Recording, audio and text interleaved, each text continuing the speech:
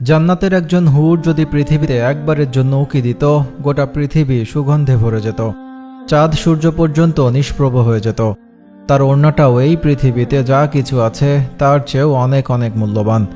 সে যদি সমুদ্রে একটিবারের জন্য থুতু ফেলত, তাহলে এই পৃথিবীর সব সমুদ্রের পানি মধুর চেয়েও মিষ্টি হয়ে যেত।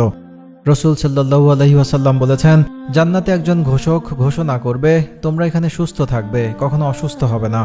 তোমরা এখানে জীবিত থাকবে, কখনো মৃত্যুবরণ করবে না। তোমরা এখানে যুবক থাকবে, কখনো বৃদ্ধ হবে না। তোমরা এখানে সুখে থাকবে, কখনো দুঃখী হবে না। وكواعب أترابا। জান্নাতি হুর জান্নাতবাসীদের জন্য আল্লাহ সুবহানাহু ওয়া তাআলার পক্ষ থেকে এক বিশেষ নিয়ামত। রসুল সাল্লাল্লাহু আলাইহি ওয়াসাল্লামকে জিজ্ঞেস করা হলো, জান্নাতে কি আমাদের নারীদের সাথে মিলন হবে? তিনি উত্তরে বললেন, একজন জান্নাতি এক সকালে 100 জন কুমারী তরুণীর সাথে সঙ্গম করবে। সহবাস শেষে সেই তরুণী পুনরায় কুমারী এবং পবিত্র রমণী হয়ে যাবে। জান্নাত হলো চিরস্থায়ী। তার নাজ নেয়ামত, ভোগ বিলাস ও সকল মঞ্জিল মুমিনের জন্য প্রতিদান স্বরূপ। নবী করিম সাল্লাল্লাহু আলাইহি ওয়াসাল্লাম বলেছেন, জান্নাতের দেওয়াল স্বর্ণ ও রৌপ্য দ্বারা নির্মিত, মাটি জাফরান ও মিশকের।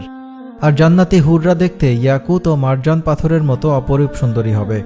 তাদের চেহারার উজ্জ্বলতা দৃষ্টিশক্তিকে দমিয়ে রাখতে পারবে না।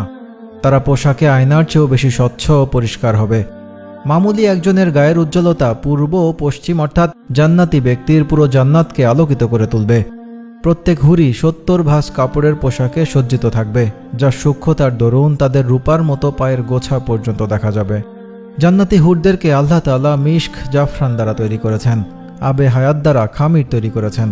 হুরের পুরো শরীর, বুক, মুখ ও চেহারা নুরানি আলোতেই তাদের আয়নার কাজ হবে। বেহেশতি পুরুষের জন্য আয়নার প্রয়োজন পড়বে না। আকাশের বড় উজ্জ্বল তারার চেয়ে হুরদের মাথার চুল বেশি উজ্জ্বল ও পরিষ্কার হবে। যে কারো পক্ষেই হুরকে দেখে নিজেকে সংযত রাখা অসম্ভব হয়ে যাবে। হাদিসে এসেছে, একদিন ফেরেশতা জিব্রাইল আলাইহিস সালাম এক হুরের রূপ দেখে বেহুশ হয়ে পড়েছিলেন। জান্নাতের অন্যান্য নিয়ামতের ন্যায় হুরে ইনও একটি নিয়ামত হবে। কোন কোন হুরে ইন ইয়াকুত ও মুক্তার ন্যায় লাল হবে। অতুলনীয় সুন্দরী, আর সাথে হুরে ইনরা সতীত্ব ও লজ্জাশীলতায়ও তাদের তুলনা শুধু তারাই। হুরেরা এতটা লজ্জাশীল হবে যে স্বামী ছাড়া আর কারো দিকে চোখ তুলে তাকাবে না। মানব হুরদেরকে ইতিপূর্বে কোনো মানুষ স্পর্শ করেনি। জিন হুরদেরকেও ইতিপূর্বে কোনো জিন স্পর্শ করেনি। প্রবাল ও পরাগ সদৃশ হবে প্রতিটি হুর। হুরেরা ডিমের ভিতর লুকায়িত পাতলা চামড়ার চেয়েও অধিক নরম হবে। জান্নাতের হুর সুন্দর লাজুক চোখ বিশিষ্টা, মতির ন্যায় সাদা এবং তাদের স্বচ্ছতা ও রং এত নিখুঁত হবে যেন সংরক্ষিত স্বর্ণালঙ্কার। হুরদের সাথে জান্নাতি পুরুষদের নিয়মতান্ত্রিকভাবে বিয়ে হবে। كلوا واشربوا هنيئا بما كنتم تعملون متكئين على سرر مصفوفة وزوجناهم بحور عين। হুরেরা তাদের স্বামীর সমবয়সী হবে। জান্নাতে নিজের স্বামীর আনন্দদানে হুরেরা গান গাইবে। রং, রূপ, সৌন্দর্যে এবং সুললিত কণ্ঠে স্বামীকে তারা বলবে, আমরা সুন্দর এবং সতী ও সৎ চরিত্রের অধিকারিণী হুর। আমরা আমাদের স্বামীদের অপেক্ষায় অধীর আগ্রহে অপেক্ষমান ছিলাম।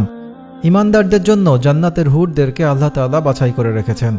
রসুল সাল্লাল্লাহু আলাইহি ওয়াসাল্লাম বলেছেন, যখন কোনো মহিলা তার স্বামীকে কষ্ট দেয়, তখন হুরদের মধ্য থেকে সেই স্ত্রীকে বলা হয়, আল্লাহ তোমাকে ধ্বংস করুন, তাকে কষ্ট দিও না। সে অল্প দিনের জন্য তোমার কাছে আছে, খুব শীঘ্রই সে তোমাকে ছেড়ে আমাদের কাছে চলে আসবে। কাঙ্ক্ষিত ঠিকানা হওয়া চাই জান্নাত। আনুগত্য হওয়া চাই কেবলমাত্র আল্লাহ তার রসুলের জন্য। আর আল্লাহর সন্তুষ্টিতেই মিলবে চির সুখের নিবাস জান্নাত। আর জান্নাত মিললেই মিলবে বাকি সব কিছু।